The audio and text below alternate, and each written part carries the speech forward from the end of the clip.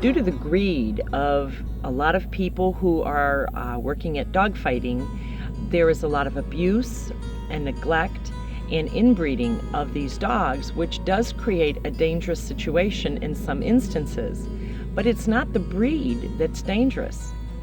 It's what's being done to the animals, and they're being taught to be aggressive with other dogs, not to be aggressive with people.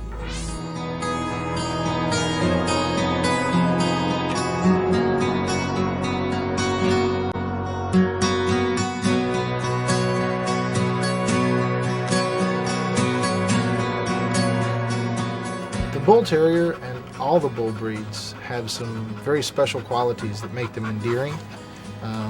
They're powerful animals. Lots of people perceive them as an extension of their macho. And unfortunately, a lot of people seek out these breeds for that reason.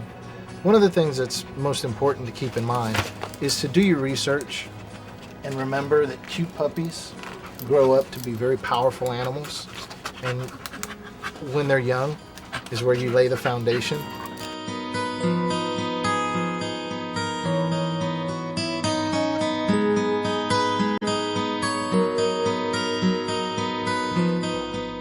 I hear that question a lot, where people wonder, could I trust my child with a pit bull? Or I never could trust my child with a pit bull. That's one of the statements you hear people make. They're extremely powerful dogs, and because of how powerful they are, things that other breeds may do have completely different results. A very rambunctious puppy can knock a small child over, and there's a lot of planning that you have to do when you decide to own one of these breeds.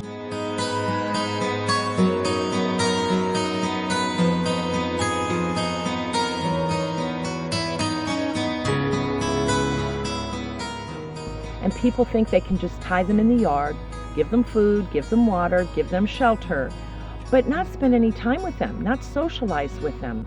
These wonderful animals crave human companionship. The one thing I think that would help most is responsible pet ownership.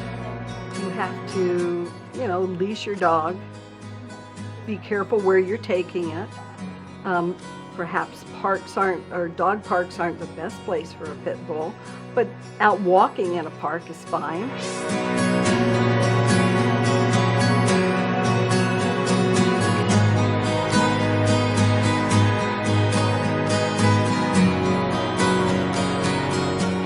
Well, I think one of the most important things is for owners of pit bulls to be responsible.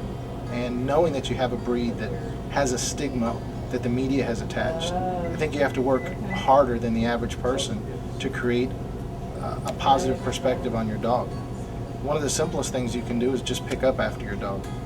Then you immediately begin to develop some respect for the breed. If your dog is seen as out of control and ill-mannered, then you justify the stigma that everybody has attached to this breed.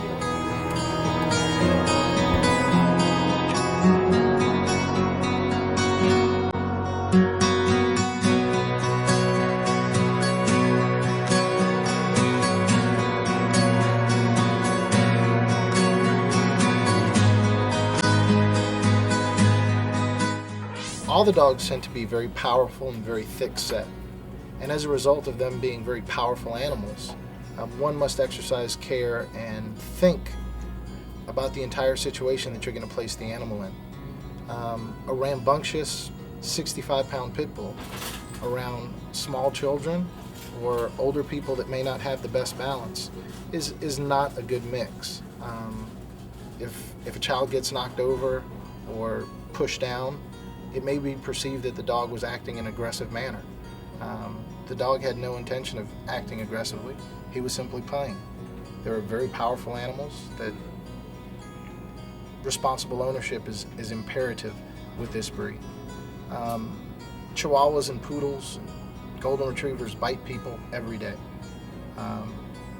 They usually don't make the news. There's nothing interesting or exciting to find out that Marlene's Shih Tzu bit a 7-year-old and put a cut on his hand. Unfortunately, with bull terriers and pit bulls, and the power that all the bull breeds inherently possess is any contact with the skin may result in some stitches. It may have not been a malicious bite, but they're incredibly powerful animals, and one has to respect the power that they do have.